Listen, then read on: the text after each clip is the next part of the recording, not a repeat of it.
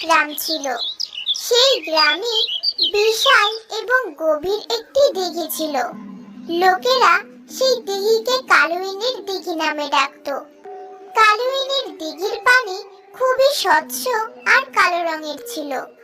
পানির অনেক নিচ পর্যন্ত সবকিছু স্পষ্ট দেখা যেত। গ্রামের সবাই সেই দিঘিতে নেমে গোসল করত, কিন্তু কেউ আজ পর্যন্ত কখনো মাছ দিঘির ঠাঁই পায়নি। আর লোকেরা দিঘির মাঝখানে যাওয়ার সাহস করত না। লোকমুখে শোনা যেত দিঘিতে এক দানব বাস করে। দিঘির আরেকটি আশ্চর্যজনক ব্যাপার ছিল যে দিঘি গরিব মানুষদের ঋণ দিত। যদি কারো বাড়িতে বড় কোনো অনুষ্ঠান কিংবা খাবারের আয়োজন অথবা বিয়ের আসর হতো, তখন যদি কেউ দিঘির কাছে গিয়ে বাসন কোসন কিংবা হাঁড়ি পাতিল ডেকচি চাইতো, তার কিছুক্ষণের মধ্যেই তা পানির উপরে ভেসে উঠত। তখন লোকেরা তা দিয়ে নিজের প্রয়োজন পূরণ করে আবার দিঘিকে তা ফেরত দিয়ে দিত। একদিন নিতু নামের এক মেয়ের বিয়ে হচ্ছিল।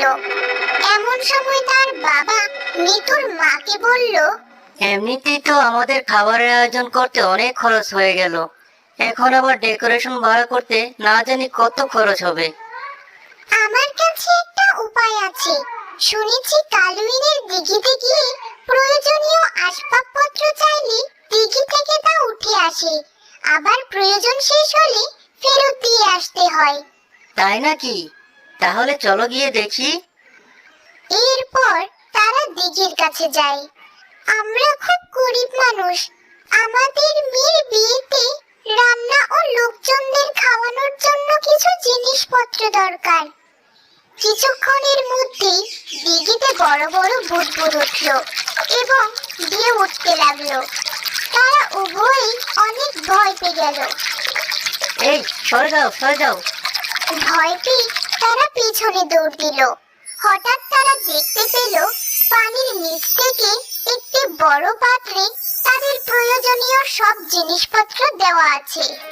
আমার কি যে খুশি লাগছে! শেষ পর্যন্ত দিঘি থেকে আমরাও সাহায্য পেলাম।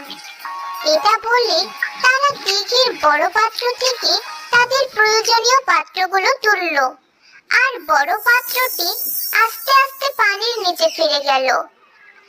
এরপরে তারা উভয়ে বাড়ির দিকে রওনা হলো।